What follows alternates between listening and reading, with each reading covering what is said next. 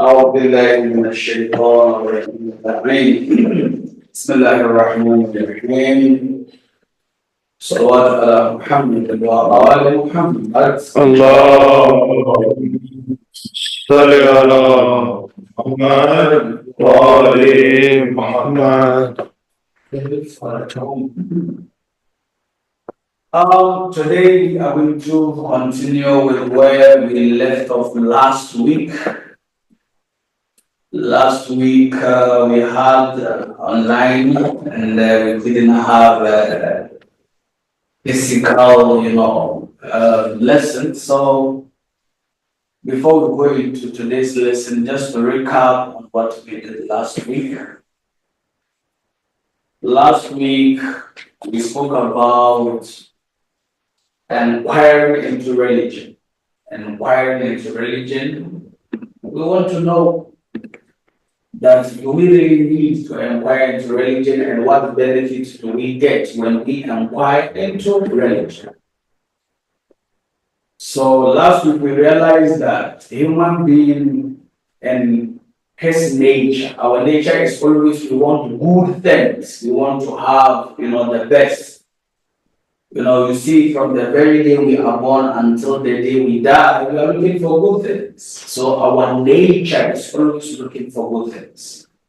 So the drive to investigate is born out of that because we always want to have good things.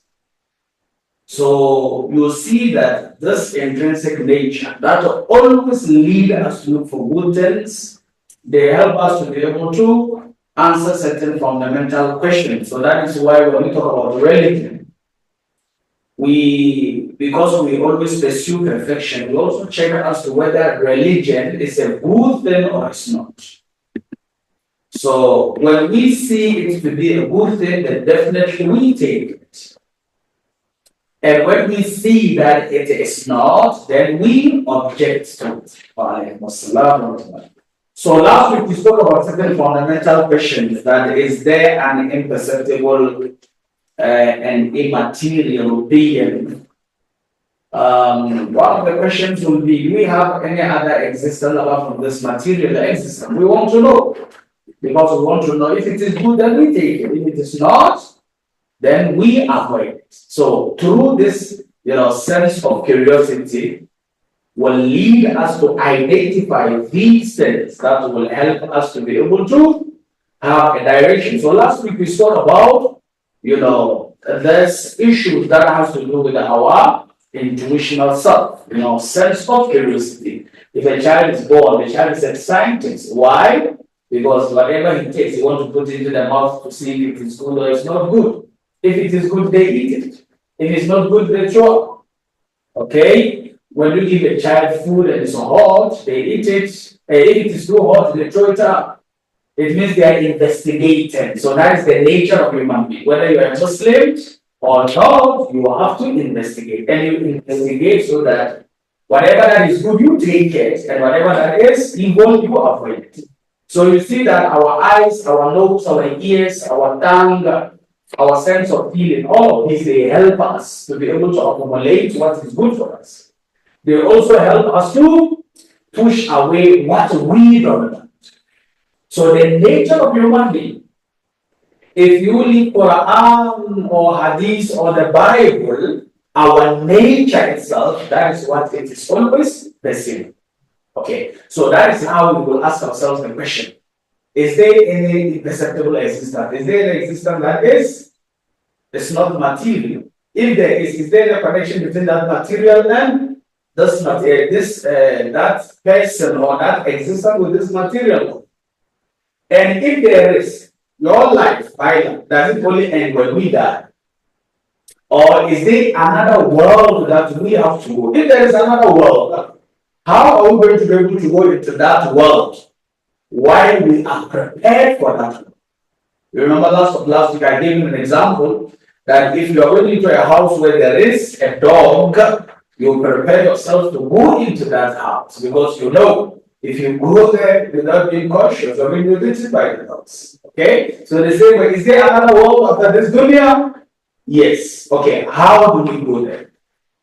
Okay, so that is where a human being, through his sense of curiosity, is able to align himself in a way that any good thing that is there he takes, and anything that is not good is able to avoid. Now, let's quickly run through what we are going to discuss today. Today, we are going to talk about the condition necessary to live as human beings.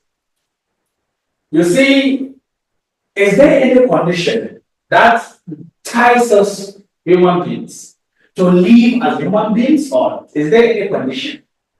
First of all, what is living like a human being? What is living like a human being? You see, when you have a seed of maize, and you throw it out there, the seed is looking for some opportunity so that it will grow. So when you throw a seed on the ground, if that place is fertile, the seed will take advantage too. It's fertile, there is sunshine, there is all the necessary conditions it grows. So the perfection of a seed is that when all the conditions are together, it grows. Okay. Now, what are the perfection or the conditions for human beings so that we can be able to live as human beings? You see, as human beings, we have a goal. That is something that we always, look for in this world. And whatever we are looking for as human beings is very important that it has to align with the human values. Everything we are looking for. You see, it's like if you go to school and want to study science, all the subjects that you are going to study under that course has to align with the science. Let's say you want to become a doctor. You cannot become a doctor and you study something that is completely not relating to the course. Whatever you are going to study, it has to relate to what you want to become. Okay. Because that is the only way you can become what you want to become. So, conditions necessary for us to live as human beings. What is required of human beings? Or who is a human being? A human being is someone who has that mindset of making sure that everything is in order. A human being is that one who loves, who cares, who has empathy, who makes sure that at all times he is balanced in all his deeds and actions. A human being is that human being who shares. He doesn't take everything by, for himself alone. A human being is that one who is considerate. Even if somebody hurts him, if somebody harms him, he doesn't retaliate. He considers the reason as to why the person harmed him before he can take a decision. That is what a human being is. So you see that the life of every human being, you want to become a perfect human being. You want to, to create that balance to that top so that you can become a human being. And thus, it's not from the Quran or Hadith. That is the basic requirement of a human. You must be a good person. Even if you want to cut a tree, you need to factor in why must I cut this tree? Do I need to cut it? You don't just say because it's tree and it's in your yard, just cut it. No, you need to factor so many things. If maybe there is a dog in your yard, for instance, you need to factor. You want to chase the dog away. Are you willing to shoot the dog because you don't like it in your yard? Or to hit it with a human being? Always you have to be balanced and measured in everything that you do. Why? Because you need that so that I can sit with you in peace and tranquility. If I harm your dog, you think you're going to be happy with me? It's definitely going to be a problem. So if I want to be at peace with you, I need to treat your dog nice so that we can be together. Okay. So because we want to live together in peace and harmony, it becomes wajib, necessary that we must live like that so that we can create that harmonious community. Because if I decide I'm going to live that way, there is going to be a problem between us. Imagine we share a wall between your house and my house. And I say, this wall, because it's facing my house, and I don't like the way it is, I just want to break it to put it the way I want. Do you think there will be peace between me and you? No.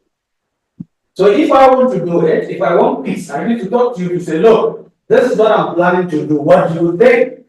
So that you come up with your input, so that together we'll align it. So, okay, let's do it this way, so that you're happy, I am happy. So a human being must be that person who is always considerate of all the other creatures. A human being shouldn't be someone who strives by, pushing other people and destroying other people and, hating other people. No. So this fundamentally cements the conditions that are necessary. Remember, the entire Quran comes to support that. Everything we do as Muslims is to support for us to live as human beings. Finishing, even Salat. Salat is for support for us to be a human being. If you perform Salat and you don't observe the right of other people, that Salat doesn't have any value. If you perform Salat and you just, hate whatever that is around you because you have power, then your Salat is useless. If you fast and you don't care about what is around you, then because the main reason why you and I live is to be good people, to live as humans. And that is not whether you are Muslim or you are Christian, no. Once you are a human being, you have to live as human. So the topic says that the condition is necessary to live as humans. Okay. Mustafa says that, there are certain things under this condition. Number one, we said man's existentially pursues perfection. And it's true. All of us, we are looking for perfection. You are going to school because you want perfection. Okay? You dress the way you dress because you want perfection. You walk the way you walk because you want perfection. The shoe you buy, everything you do, the kind of place you stay, the kind of friend you are, is because always there is something good that will come to you. It emanates from, as we mentioned, sense of curiosity. You only look and to take the good ones. So every human being is looking for perfection. Every human being. Then he says that man's perfection is achieved in the light of active free will. You see, we want perfection, and we have what we call free will. Free will meaning that we have the ability to do what we want. You wanted to come to this place this morning. Because you have free will, you're able to come. Okay?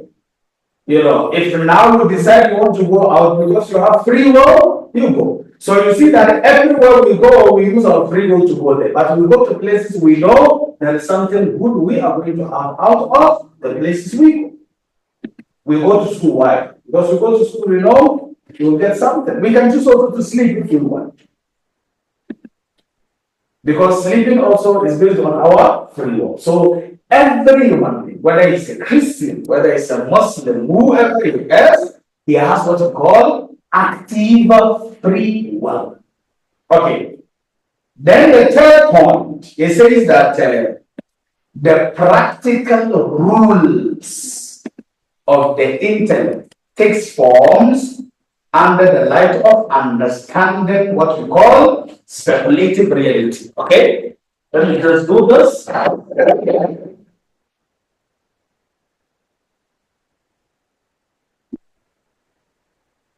You see, we have Allah. Okay?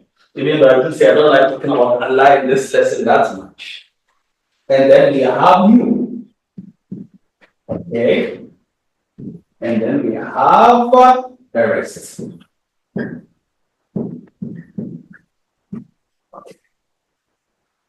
So we are talking about number one. Okay, every human being is looking for perfection. Everybody. Okay.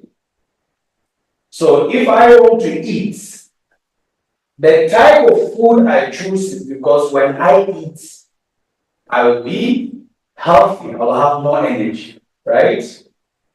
So I want food,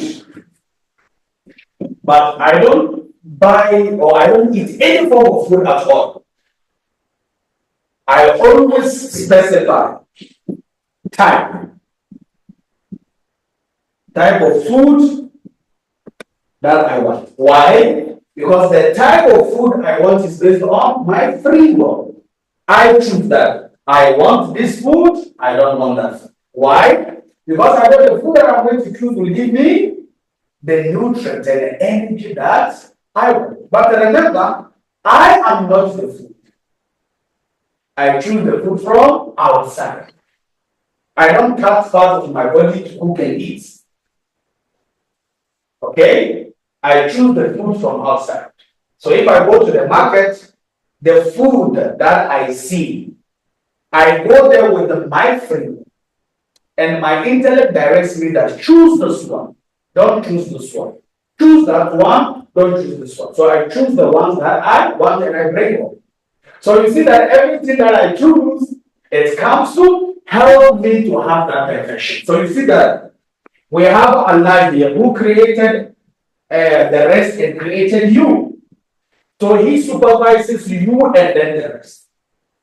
So you here, within you, you have your free will. Okay? But this free will that you have, it is supervised by your intellect. That is very important. So you have your free will, and then the free will is supervised by the intellect. Okay. So you see that you have free will, intellect. So this intellect will help you to choose what we call speculative reality.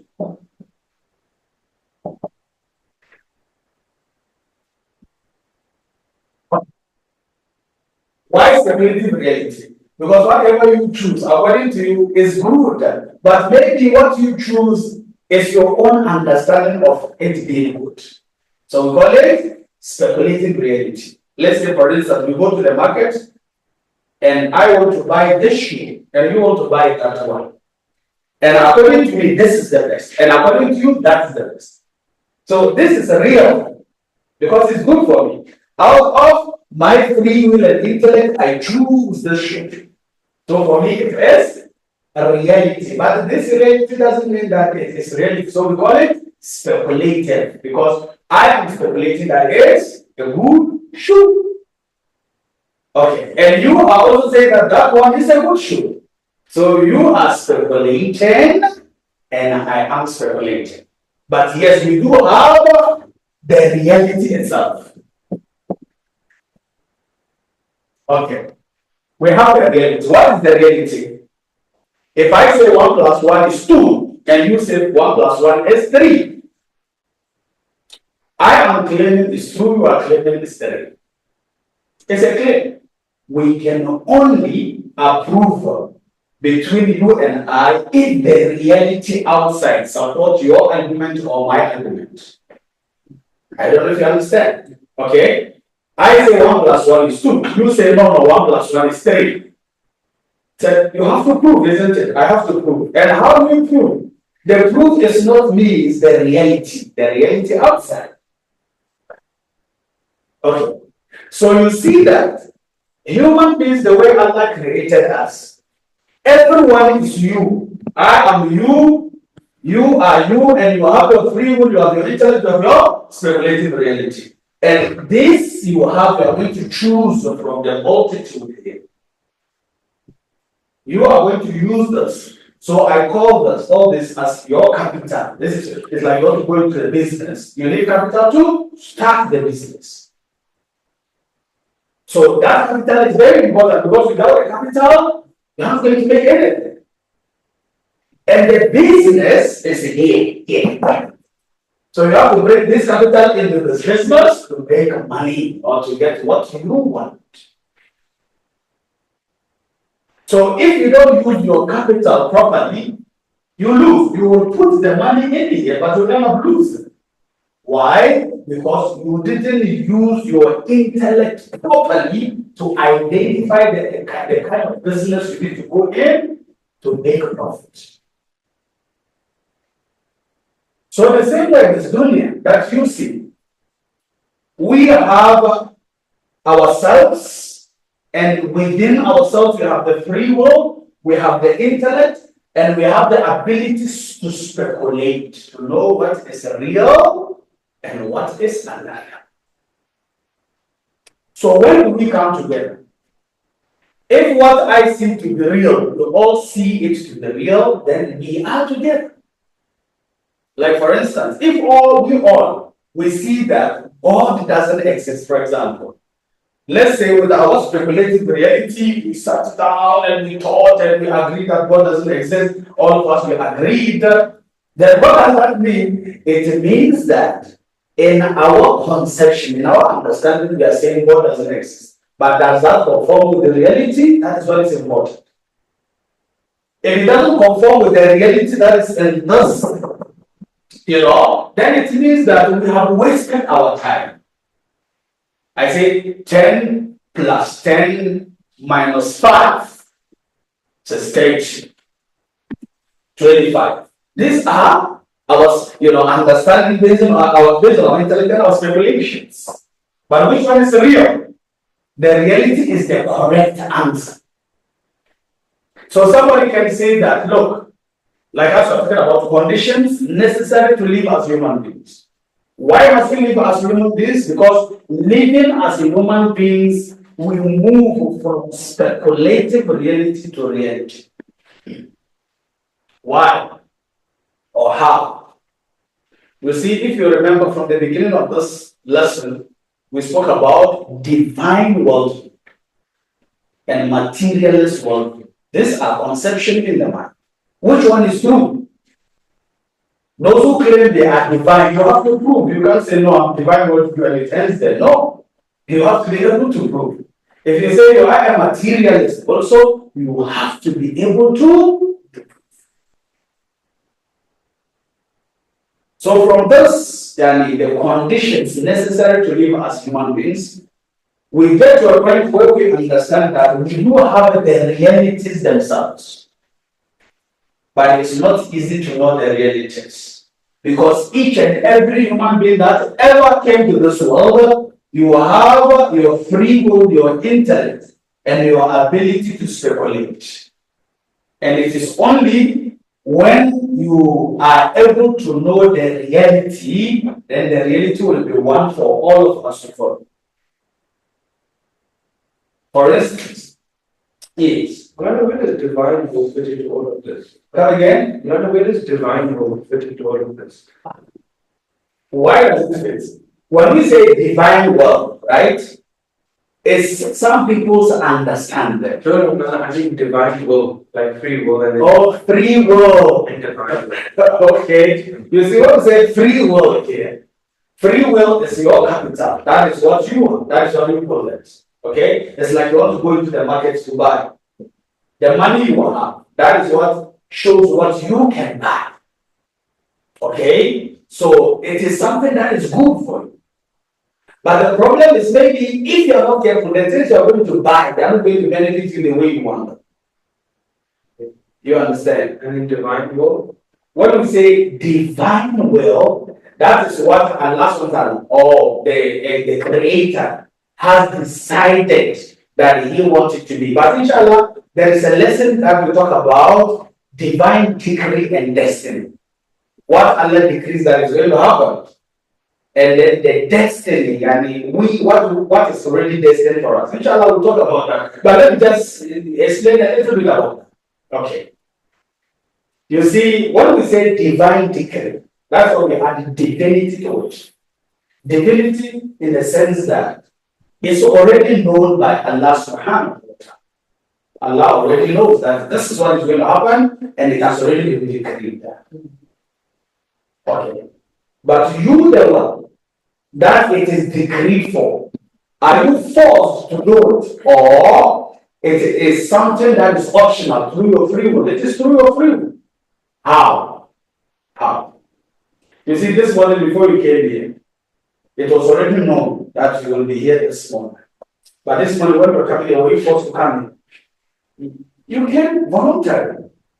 Okay? So if I told somebody, maybe in Brixton, that tomorrow, 9 o'clock, Ahmed will be here, am I the one who forced you to be here? You came here yourself. I just know that you will be here. So that is how it works between divine decree and destiny. But all these points, we are building up to that point where we can explain what is divine decree and destiny. Here, what are we talking about? For now, we're talking about the free will being your capital. You are going into the market. You make sure that you use the free will together with the intellect to buy good stuff. Don't go and buy wrong stuff. Because if you buy wrong stuff, you are going to face the consequences of buying those wrong stuff. And where is the market? The market is here. So, like for instance, I always say that, like we are sitting here, we didn't meet here by accident. There is a reason why we are here. My Jannah is with you. So, situation must come so that I'll get you to take the Jannah from me. My Jannah is with you. The situation has to be created.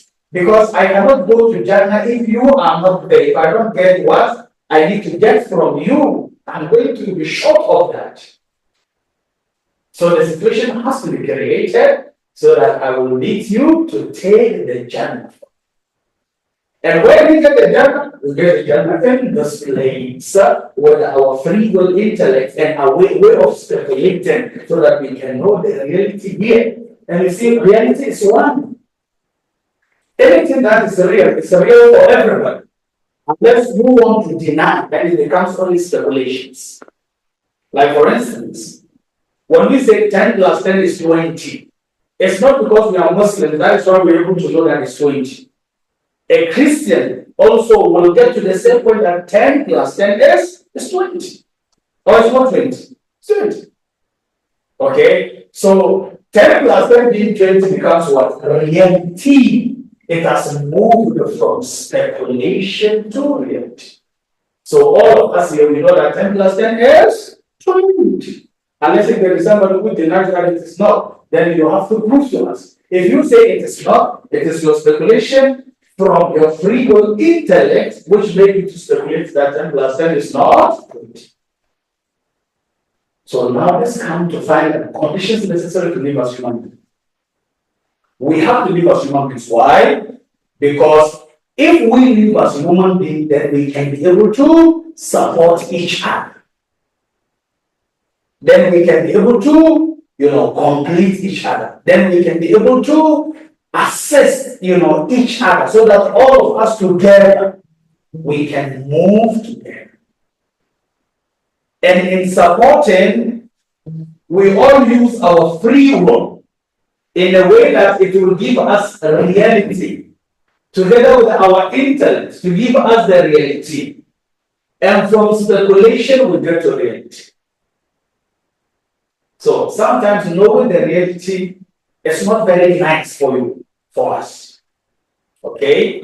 Like for instance, if you become a father and you have to pay school fees, and those school fees you can eat, you can buy nice things for yourself, you can buy nice shoes, expensive, shoes and whatever. But is there a reality there? Yes, there is a reality. Even though you are spending, but you enjoy the spending because it goes with the reality, not the speculative reality. Sometimes you go to school, you have 100 rand, and your friend comes, he's suffering. He says, please, I need 50 rand. I need it. And also, if you have already budgeted that this 100 rand, I'm going to buy this and that, and it will cost you maybe 90 rand. You only have 10 rand to spare. But here comes your friend saying, today, things are not good. And struggling. I need 50 rand just to buy 50 kids. No. What are you going to do? You give him 50 rand. So if you give him, if you have the 50 rand that you're giving to him, no. But are you happy giving to him or you're not happy? You're happy. Why? Because what you did resonates with reality. You understand? So the conditions that necessitate for us to live as human beings is condition that brings us together and to observe the right of each other, so that I don't use my intellect to suppress my brother. I don't use my intellect to deceive and cheat my brother. And my speculations must move from speculations to reality, so that all of us will know reality together. So that is why it is important that whether there is Bible or not, whether there is Quran or not, living as a human being, that is what resonates with reality. Imam Ali has a very beautiful hadith. He talks about living as human beings. He says that let's assume that there is no Jannah. Let's assume that there is no Nar, there is no heaven, there is no hell. Let's assume that nobody will be sent to heaven. Let's assume that nobody is going to be sent to hell. He said, upon all this, it was going to be very important for us to live like human beings, to live with reality.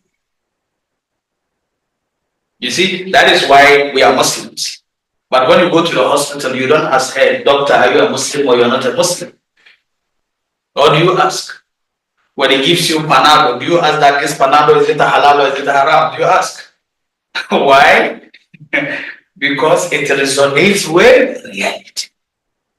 So you see that human beings, there are so many things we share in common, more than the differences that we have. A Muslim and Christians, what we share in common is more than the differences that we have. Because everything is centered around the reality. And the reality can only be known if we have free will, we have the intellect, and we can speculate. Then from speculation, we get to reality. I hope it's clear. Is there a question? No. But it's clear. Yeah, it's clear. Alhamdulillah. Alhamdulillah. Remember, all this that we are doing, we are trying to explain our existence without using Bible, without using Quran, so that when you meet someone, because you don't need Bible to prove that 10 plus 10 is 20. Neither do you need Quran to prove that 10 plus 10 is 20. You don't need. It's logical. So the same way, you don't need Bible and Quran to tell somebody that we must live like human beings. You don't need. I hope it's clear. So inshallah, we'll end here. We'll have 15 minutes break. Then we will come back to do ahkam, inshallah. صلوات على محمد وآل محمد. اللهم صل على محمد وآل محمد. Recording in progress. أعوذ بالله من الشيطان الرجيم اللعين. بسم الله الرحمن الرحيم. صلوات على محمد وآل محمد. اللهم صل على محمد وآل محمد. You are welcome to our second section of our lessons today. And today we in Ahkam or Fiqh, we are going to talk about Najasa. Last week we spoke about Tahara, and we spoke about things that makes what is impure. Pure. And then in this lesson I would like a lot of engagement. So if there is any question while I speak, even in other lessons as well, you ask so that we can clarify. Okay? So just to recap, last week we spoke about water, and we said that Allah has created everything clean. Everything is clean, unless if we have a proof that it is unclean. Remember, Allah has created millions and billions of things, and all of them, they are clean. except the ones that we have a reason. So the ones that we have a reason that they are not clean, we call them, they are najasa. Najasa. So najasat, we have a reason. We have been told by our scholars, by Allah, that this thing is impure. But apart from that, we don't have anything that is pure unless if we have it. So last week we spoke about water. And we spoke about the categories of water. We spoke about cold water and pure mixed water and pure water. Then after that, we spoke about cold water and less than cold water. Okay? And it's not only water that can make something that is unclean clean. We mentioned all of them. The sunshine can make something that is unclean clean, the same as the earth. Yani, the earth can make something that is impure to be pure. Okay?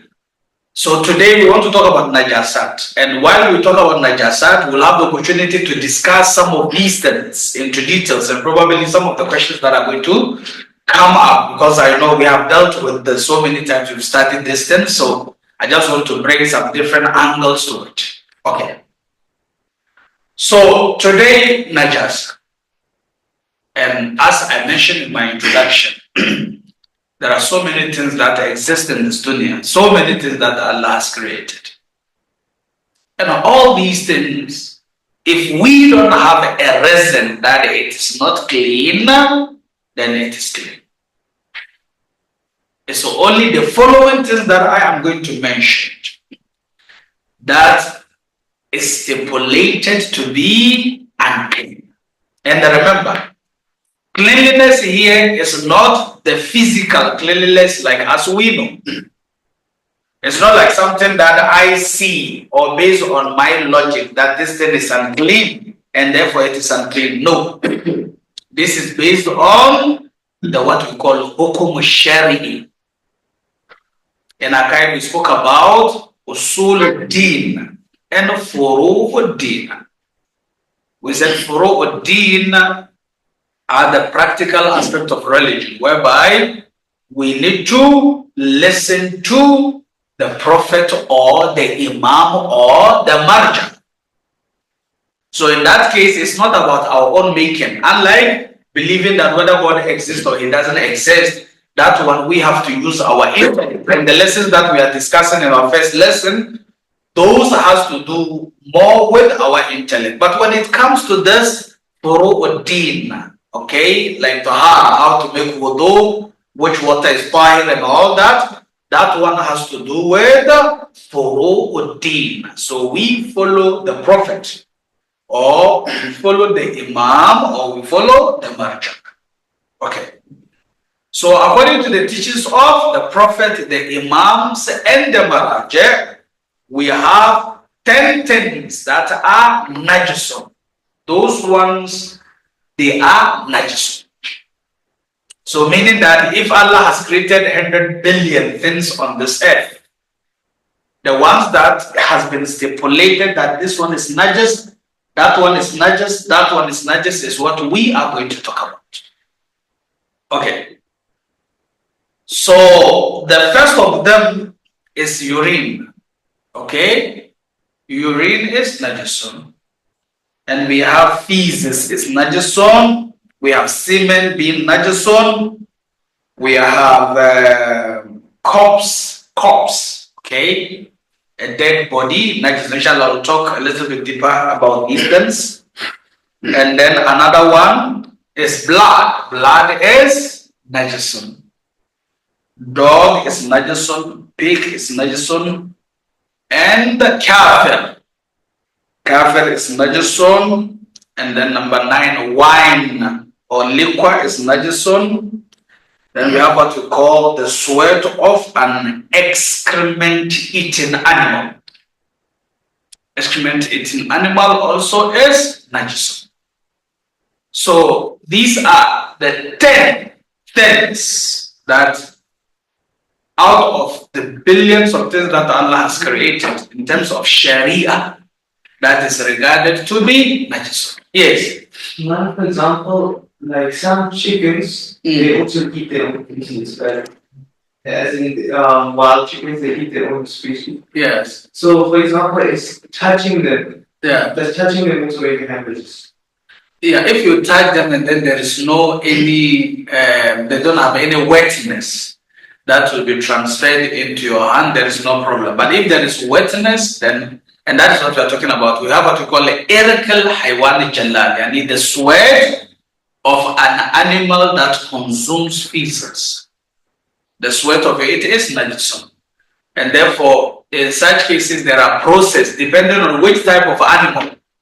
There are animals that don't eat for a day. Others, it goes until 3 days. They won't eat, okay? So that they can detox whatever excrement that they have eaten so that they become vile. Okay. So those birds also, they fall in that category. Now, quickly, let's look at the first one. We said it's urine.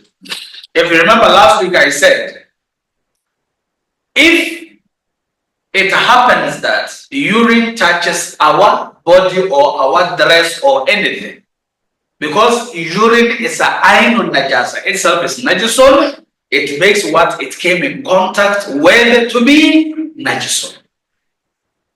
So if maybe somebody by mistake is urinating and the splashes, come in contact with his dress or his skin, that place has to be clean so that it becomes fire. Okay. Remember, where does the urine comes from? Urine is within us as human beings. But when does urine becomes najasun? Is it while it is in our stomachs? Then it's najasun, or it's only when it exits? It's so only when it exits, then it becomes najasun. And then it has to be cleaned before we can perform salat or touch Quran or whatever. But remember, when somebody pees, his tahara of nafs goes. Like you make wudu and then you pee, it means that your wudu is batil. Okay. But what about if somebody makes wudu and pee that comes from outside, he comes in contact with that pee. For instance, you have a child that is big, a bigger child that you are holding, you make wudu, and then the child pee while you are holding the child. So is your wudu bad? Are you supposed to go and make another wudu? Yes, who can answer? You have to make another wudu. Yes. Only broken by 4 Yes. So that means in that case your wudu is not broken. Okay? And you cannot also perform salat in that state. What must you do? You must clean that najasa so that you can perform salat. Because the wudu can only be broken if the urine comes from you yourself. But if it comes from outside, no, it's fine. You just wash that place and then, so the same thing can be said to blood. Blood is najis. See, sometimes it's amazing. I remember a long time ago I said, hey, blood is najis, and we have blood all over, our veins and all that. Yes, if the blood is in our veins, there is nothing wrong with that. It's fine. As long as it doesn't come out. Once the blood comes out of our skin, that blood now becomes najis. Okay? But blood also doesn't spoil wudu. If you make wudu and then you have a cut here and then blood starts coming, it doesn't mean your wudu is bad because it's not part of the ones that makes our wudu to be bad. Okay? But now this blood, once it comes out and it gets in contact with anything, not only your skin, whether your clothes or water that you are drinking and whatever, that water becomes najis. Especially if the water is qalil water. Qalil water, less than cold water. Okay? So look, that's what I'm telling you, that this is from hukum al-shari'i perspective. If amount of blood goes into water, no matter how the water is, as long as it's less than cold water, that water is najis. Especially, you the one who saw the najasa going into the water. But what about, let's say, there is water here which is less than cold, and then we witness najasa going into it. And later on, somebody comes and he didn't see anything, and we are not there. The water is najasun for us, but for him it is tahirun. Why? Because he didn't see any iron najasa. Okay. So the same way when we talk about corpse, okay? When somebody is about to die, or any, whether it's animal or human being or whatever, in most cases at the time of death, the temperature goes very high. Okay. So while the temperature is still high, when you touch the person, it's not najis, the body is not najis. Okay? So as soon as a person dies, the soul goes out, the temperature will start dropping. So even while the temperature is dropping, when you touch the person, you are still okay, there's no problem. The problem starts when the body becomes cold. As soon as the body becomes cold, then the body becomes what? Okay. So that is why if somebody is about to die, sometimes the person struggles, The breathing is not okay, and then the person will be turning on the bed. So as soon as the person dies, before the body gets cold, we have to make sure that we straighten up the person. Because if the person dies and then the hand is like this, and we allow it until the body becomes cold, bringing it back becomes difficult. The hand becomes stiff. So when you press it, it goes back. So they say a double mate. If somebody is going to die, somebody dies and then the eyes are like this. Okay, if you leave it until the body becomes cold, when you close, they open also. It's like he sees, but he doesn't see. Okay, so if somebody dies immediately before the body gets cold, you do like this to close their eyes. Then you hold this part and that part to close. You straighten up the body, stretch the legs. Okay, but immediately the body becomes cold, and now the body becomes najis. So the only time the body will be tahir is after the ghusl of maid is done to that person, and the one that touched the body, when he does what we call ghusl al-musl maid. So there are two things here. The bath for the dead body. When we perform that ghusl of the dead body, now the dead body is tahir. Okay? But the one who touched the dead body when it was cold, he is still not tahir. He must go and perform the ghusl of touching the dead body before he can become clean. Okay. Now another very important issues about najasa is dog. Okay. When it comes to dog, it's not like dog is haram. We need to understand. Sometimes there are haram, something that is haram completely, that you don't go closer to it. If there's something that is najasun in certain situations, in certain conditions, like a dog. We can have dogs in our house. There's no doubt about that. But the hair, the skin of the dog, or the saliva of the dog, or anything that comes out of the dog is najis. And therefore, if we have a dog in our house where we pray, we have to make sure that the dog doesn't go there. Not necessarily it shouldn't go there, but to avoid either maybe saliva of the dog or maybe some part of the hair of the dog splashes in those areas. It makes our salat not to be correct. Or sometimes sometimes even our clothes, what we are wearing. Sometimes you play with the dog, and then you will end up, having some of the hair of the dog on your dress, or maybe saliva of the dog on your dress, or something like that. It makes those clothing or the part that the dog licked to be najasun, and therefore you cannot perform salat without removing those najas. No. So if it's just dry hair of the dog, then it's not najis, right? If the dry hair is on the shirt, that shirt, and unless the hair is removed before, that shirt can be used to perform salat. Okay? But in terms of saliva, then you have to wash it. You have to, remove it either by water or, and then the najasa of dog is much more strong.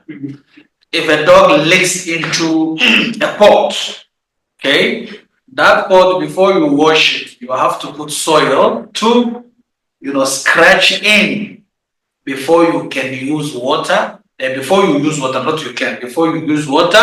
to remove the najasa, unlike the normal najasat where you can just put water and then you just shake it and then you throw away. But with dog, definitely you have to use soil. Okay. Then another najasa is pig. Okay.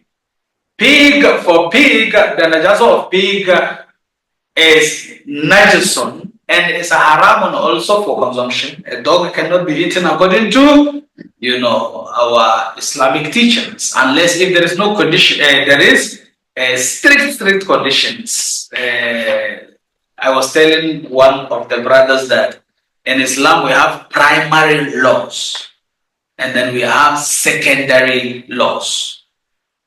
Primary laws don't change, but secondary laws can change. Secondary laws are based on conditions and situations. Okay? When the condition changes, then the law changes. But anytime the conditions will go back to its origin, it remains the way it is. Okay? Like for instance, eating pork is completely haram. That is primary law. Primary law. Nobody can eat pork. If you are Muslim, you are not allowed to eat. But sometimes the condition changes. When you go to a place where there is no food at all, the only food that is there is pork. And if you don't eat it, you are going to dehydrate and you will end up dying. So now the condition has changed the law from the primary law to the secondary law. So let's say now you are at the secondary level. You took the pork meat, you are just about to eat, and there is a halal. Immediately there's a halal, the law changes from the secondary back to the primary. Okay? So the same way pig, is najasun according to our Islamic teachings. That is why as a Muslim, even to have pigs, farm, unless if it changes from primary to secondary law. But it is completely forbidden. And also kafir, that is one of the controversial issues with regards to kafir being najasun. Okay? Not only the kafir that is not, even his irq. The sweat of kafir is also najasun. So if you, maybe let's say you shake the hand or something like that, and then there is that rotuba, that exchange of, rotuba, then that rotuba you have to clean it. And remember, cleaning all these things that I'm talking about is not with soap and water. Soap, it must be with pure water. Remember, we said soap water is mixed water. Anything that is mixed water cannot make what is impure, pure. No. So if there is blood in your clothes and you wash it with soap water, that soap water doesn't remove the najasa. No. Okay, it only removes the iron najasa. But the real najasa, no. You have to use pure water.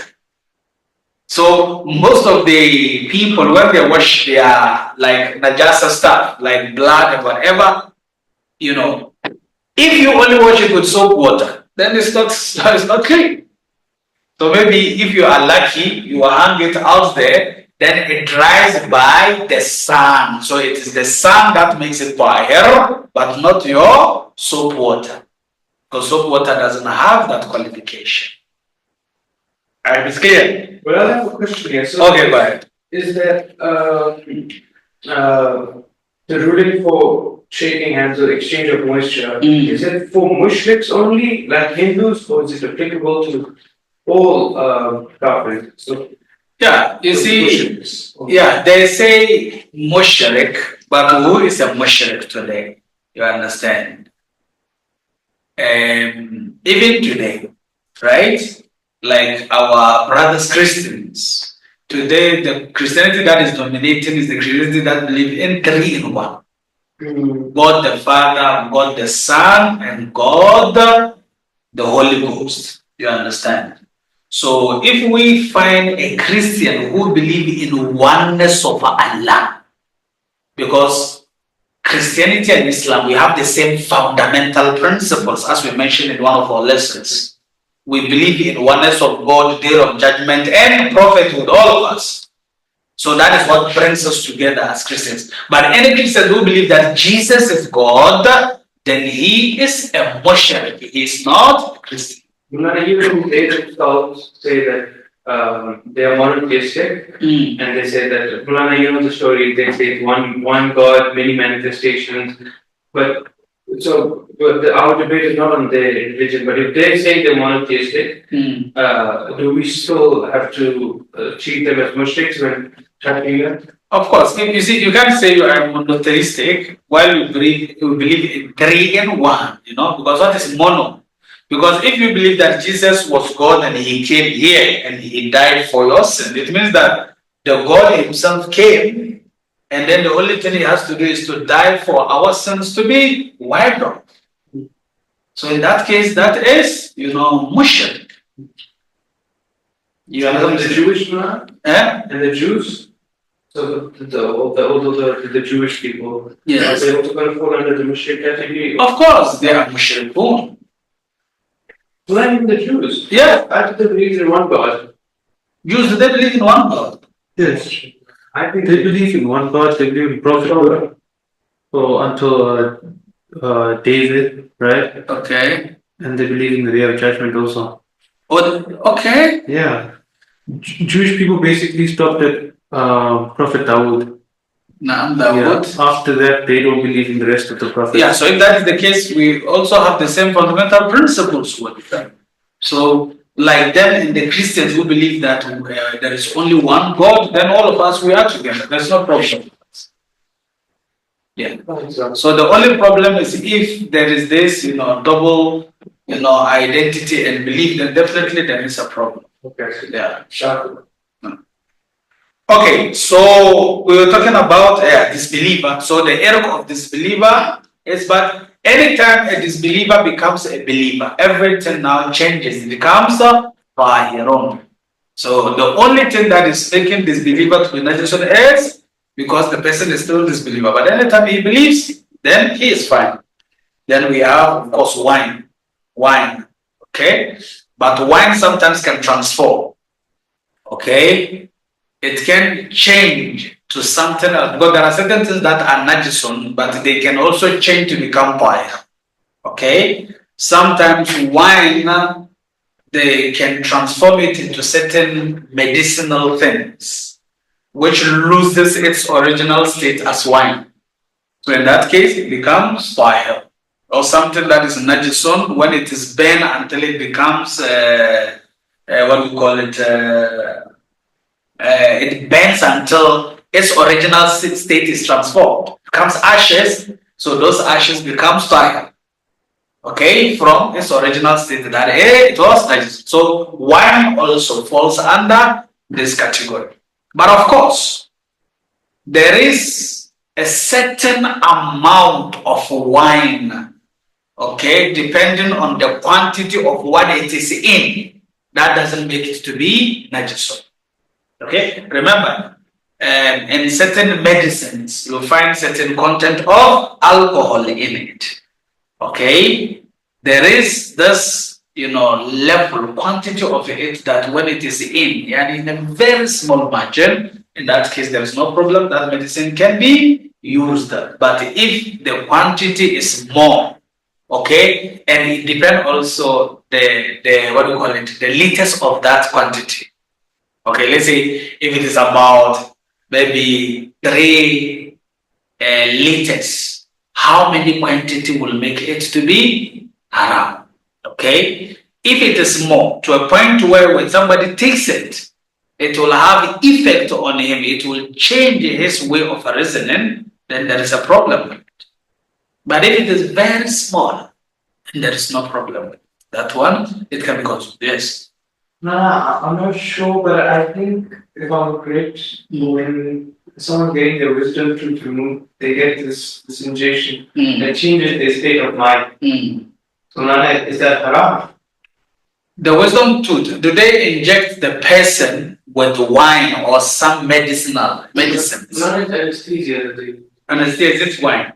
No, it's not wine, but Is it liquid? right now. You sleep, so you don't feel the pain. Yeah, But so then when you wake up, Mulana, you're like a bit you are dizzy. Yeah. dizzy, you'll say stuff that you're not thinking about. Okay. So Mulana, you're in a kind of state of intoxication, but Oh. it's not like a high. It's like, Okay. So first of all, it's not liquor itself. So we don't talk about it under category of liquor. Understand?